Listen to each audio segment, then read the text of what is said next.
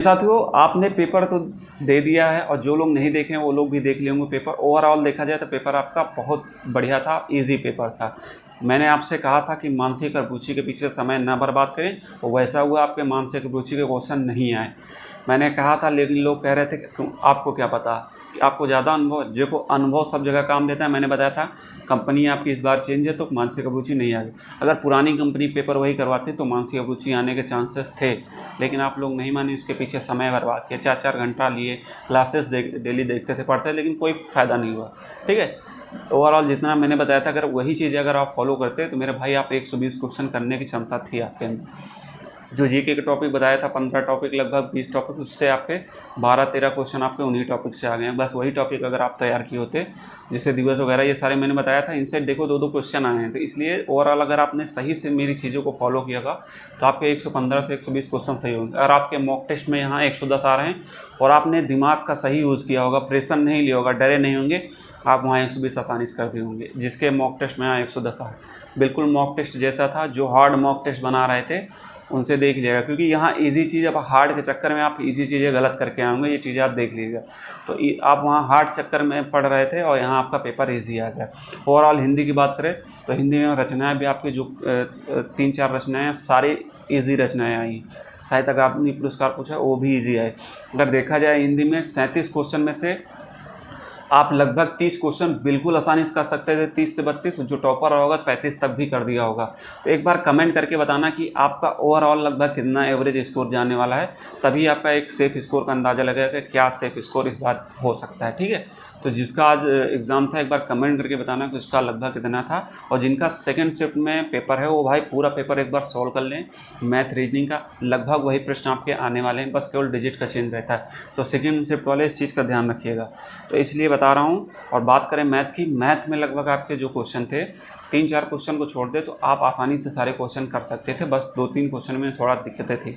और रीजनिंग की ओवरऑल बात करें तो 7-8 क्वेश्चन रीजनिंग के छोड़ दे तो अगर 55 क्वेश्चन में देखा जाए तो 45 क्वेश्चन आप बिल्कुल ईजी तरीके से कर सकते थे।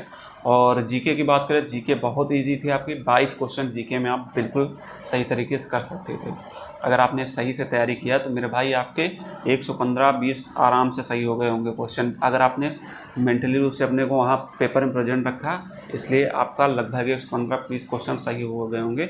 बस आपने माइंड का सही यूज़ किया होगा, क्योंकि जल्दबाजी में सारी चीज़ें आती हुई गड़बड़ हो जाती। बाकी एक बार कमेंट करके बताना आपका कितना लगभग नंबर आया है। और बाकी जितना मैंने बताया था अगर आप उतना पढ़े होते तो आपका ओवरऑल अच्छा स्कोर जाता।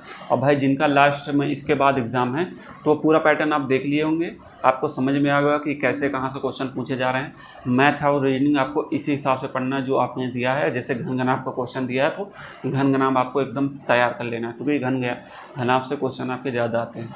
तो घन बिल्कुल तरीके से तैयार कर लेना।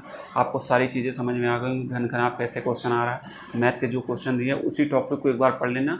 बस क्वेश्चन जो आपका आया उसको सॉल्व करके जाना कि हाँ ये क्वेश्चन आ रहा, मुझे नहीं आ रहा, उसको सॉल्व कर लीजिएगा। क्योंकि शाम को जो क्वेश्चन आएगा डिजिट चेंज रहेगी, क्वेश्चन पैटर्न वही रहेगा। रीजनिंग में ओवरऑल वही रहेगा, बस केवल डिजिट चेंज रहेगी। इसलिए जिनका भी इवनिंग शिफ्ट में पेपर है वो पूरा पेपर सॉल्व करके जाएंगे मैथ रीजनिंग का। और जिनका भी कल मॉर्निंग है शाम को है वो पूरा पेपर एक बार अच्छे से सॉल्व कर लीजिएगा। मैथ रीजनिंग को अच्छे से, जीके का देख लीजिएगा। अगर आप उस टॉपिक को नहीं पढ़े तो उस टॉपिक को कंप्लीट कर लीजिए क्विक रिवीजन के जरिए। हिंदी के उस टॉपिक को देख लीजिए, रचनाएं कहाँ से कैसे आ रही हैं। और बाकी मैथ रीजनिंग आप सेम कर लेंगे तो मुझे लग रहा है आप 75 में से 70-72 कर लेंगे, बहुत ज़्यादा आपके टफ नहीं आ रही है। तो एक ओवरऑल देखा जाए तो पेपर आपका बहुत ज़्यादा न टफ था ना बहुत ज़्यादा इजी था, कि एवरेज पेपर था। इसलिए आप अच्छा कर सकते हैं। आप 115-20 क्वेश्चन कर सकते हैं। अगर आपने सही से पढ़ाई किया तो 115-120 क्वेश्चन आप कर सकते हैं। इसलिए ज़्यादा घबराने की जरूरत नहीं, कूल माइंड होकर जाए। बहुत ज़्यादा पेपर आपका टफ नहीं आ रहा, इजी पेपर आपका आ रहा है। बाकी अगर कोई भी डाउट है तो आप पर्सनल मैसेज करके मुझसे पूछ सकते हैं जो आपको दिक्कत लगी हो। बाकी जिनका केवाईसी वाला दिक्कत है एक बार कमेंट करके बताना कि कुछ दिक्कतें तो नहीं हुई केवाईसी कराने में, क्योंकि बहुत से लोग का कमेंट आ रहा था इस चीज़ को लेके। तो ओवरऑल आप घबराएं नहीं, जितना आपने पढ़ा है वही आपका पेपर में आ रहा है। ज़्यादा टफ चीज़ों के पीछे न भागे, पेपर आपका लगभग वही चीज़ें है एवरेज एक औसत, जैसे मैंने बताया था, ठीक है। और टेलीग्राम से जुड़ जाएं, मैंने वहाँ सारी आपको चीज़ें अपडेट कर दी है। आपको PDF वगैरह जो दिया था उसी से आपके क्वेश्चन बन रहे हैं, तो एक बार टेलीग्राम पे देख लीजिएगा। जो PDF जिनका 30-31 को पेपर है, जो सारी PDF डाली थी सब इंपॉर्टेंट है, उसी से लगभग आपके क्वेश्चन आ रहे हैं। एक बार टेलीग्राम से ज़रूर जुड़ना। जो लोग नहीं हैं उसको वीडियो के डिस्क्रिप्शन में टेलीग्राम का लिंक मिल जाएगा, आप वहाँ जाके ज्वाइन कर सकते हैं ग्रुप को। बाकी कोई भी डाउट है कमेंट कीजिएगा।